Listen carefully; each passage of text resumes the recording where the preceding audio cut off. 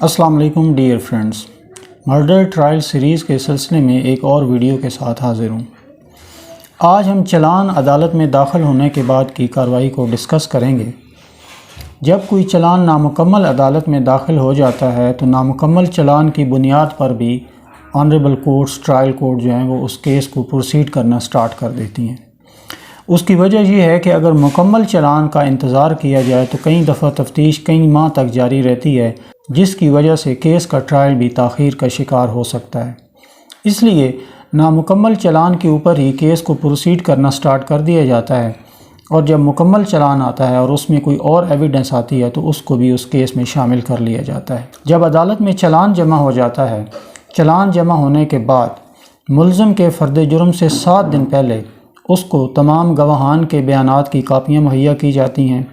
FIR، چلان کی کاپی، نقشہ صورتحال، پوسٹ مارٹم رپورٹ اور اس کے علاوہ جتنی بھی اور فردات اس کیس اور اس چلان میں اس کے ساتھ لف ہو کر عدالت میں پہنچتی ہیں، وہ تمام کاپیاں ملزم کو مہیا کر دی جاتی ہیں تاکہ ملزم کو ایک آئیڈیا ہو سکے کہ پروسیکیوشن اس کے خلاف کون سی شہادتیں پیش کرنا چاہتی ہے اور ملزم کے خلاف کیا الزام ہے۔ یہ کاپیاں مہیا کرنے کے 7 دن کے بعد ملزم کے اوپر فرد جرم لگ جاتی ہے اور اس کے بعد پروسیکیوشن کو اپنی شہادت پیش کرنے کے لیے نوٹس بھی دیا جاتا ہے۔ پروسیکیوشن اپنے تمام گواہان کو کیس میں پیش کرتی ہے اور ان کے اوپر ملزم کو موقع دیا جاتا ہے کہ وہ اپنے وکیل کے ذریعے ان پر جرح کرے۔ اس کے علاوہ عدالت کو بھی یہ اختیار حاصل ہے کہ کسی بھی پروسیکیوشن وٹنس کے اوپر کوئی بھی سوال پوچھنا چاہے تو وہ پوچھ سکتی ہے۔ اس کے بعد اگر کوئی ایسا گواہ جس کو پروسیکیوشن غیر ضروری سمجھتی ہے اس کو وہ گیو اپ بھی کر دیتی ہے، اور کوئی ایسا گواہ جس کا لسٹ آف وٹنسز میں نام نہیں ہے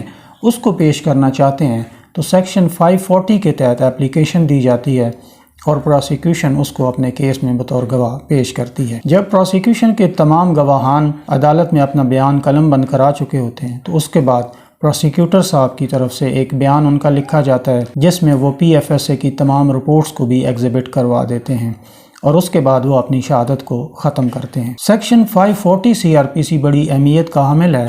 کوئی بھی ایسا وٹنس جس کا خانہ گواہان میں نام نہیں ہے اس کو اگر بطور گواہ بلانا ہو تو کورٹ اپنی مرضی سے بھی بلا سکتی ہے یا کسی فریق کی درخواست پر بھی بلا سکتی ہے۔ مثال کے طور پہ ایک ایسا گواہ جو ایک سچا گواہ تھا لیکن پارٹی کے فیور کی بات نہیں کر رہا تھا اور پارٹی کو اس کے اوپر مکمل بھروسہ نہیں تھا، یا پارٹی یہ سمجھتی تھی کہ اگر کورٹ کے سامنے اس نے پورا سچ بتا دیا تو ہمارے کیس کو نقصان ہو سکتا ہے، تو اس صورت میں آنریبل کورٹس کے پاس اختیار ہے کہ وہ خود بھی ایسے گواہ کو بلا سکتے ہیں۔ ایسے گواہ کے اوپر دونوں فریقین کو موقع دیا جاتا ہے کہ وہ جرح کر سکتے ہیں۔ ڈیئر فرینڈز، جب پروسیکیوشن کی ایویڈنس کلوز ہو جاتی ہے، جب پروسیکیوشن اپنی شہادت کو کلوز کر دیتی ہے تو پھر 342 کی سٹیج آتی ہے۔ 342 کا مطلب یہ ہے کہ اس میں آنریبل کورٹ پروسیکیوشن کی ایویڈنس کی بنیاد پر ملزم سے سوالات پوچھتی ہے اور ملزم کو ان کا جواب دینا ہوتا ہے۔ ملزم کسی بھی سوال دینے کا جو ہے وہ پابند نہیں ہے، وہ انکار بھی کر سکتا ہے، اور وہ کوئی اپنی طرف سے بات ایز اے ڈیفینس لے کے آنا چاہے تو وہ بھی اس میں بیان کر سکتا ہے۔ اس میں 2 سوال بڑے اہم ہوتے ہیں کہ یہ پروسیکیوشن نے تمہارے خلاف کیس کیوں بنایا ہے یا گواہان نے تمہارے خلاف شہادت کیوں دی ہے۔ اس کا وہ اپنی حد تک ایک وضاحت کرتا ہے کہ کیا وجہ ہے، کیا ریزن ہے کہ اس کے خلاف یہ کیس بنایا گیا ہے۔ اس کے علاوہ ایک سوال اس سے یہ بھی پوچھا جاتا ہے کہ کیا وہ اپنے ڈیفینس میں کوئی چیز پیش کرنا چاہتا ہے، کوئی ایویڈنس پیش کرنا چاہتا ہے، تو وہ اپنی اس صفائی میں اپنے لگے الزام کے خلاف اپنی طرف سے کوئی شہادت پیش کرنا چاہے، دستاویزی ہو یا دوسرے کسی وٹنسز کی صورت میں، تو وہ بھی پیش کر سکتا ہے۔ اگر کوئی ایسا گواہ ہے جس کو وہ خود پیش کر سکتا ہے تو وہ خود پیش کرے گا، اور اگر کوئی ایسا وٹنس ہے جس کو وہ خود پیش نہیں کر سکتا تو وہ کورٹ سے ریکویسٹ کر سکتا ہے کہ اس وٹنس کو سمن کیا جائے۔ اس وٹنس کو کورٹ سمن کرتی ہے اور ادر سائڈ کو موقع دیا جاتا ہے کہ وہ اس کے اوپر کراس کر سکے۔ اس کے علاوہ ملزم سے یہ بھی پوچھا جاتا ہے کہ کیا وہ اپنے آپ کو بطور گواہ پیش کرنا چاہتا ہے، اور اگر وہ اپنے آپ کو گواہ کے طور پر پیش کرنا چاہے تو اس کی بھی شہادت لکھی جاتی ہے، اور اگر وہ انکار کر دے تو پھر اس کی شہادت نہیں لکھی جاتی ہے۔ جب 342 کے سٹیٹمنٹس کی سٹیج گزر جاتی ہے تو پھر کیس فائنل بحث کے اوپر آ جاتا ہے۔ اگر ملزم کی طرف سے کوئی شہادت پیش نہ کی گئی ہو تو پھر پہلے پروسیکیوشن اپنی کیس میں بحث کرتا ہے، اور پھر ملزم اس کا ریبٹل دیتا ہے۔ لیکن اگر ملزم کی طرف سے کوئی شہادت دی گئی ہو تو پھر ملزم پہلے بحث کرتا ہے اور پروسیکیوشن اپنے کیس کے آرگومنٹس کرتی ہے اور ریبٹل بھی ساتھ ہی دیتی ہے۔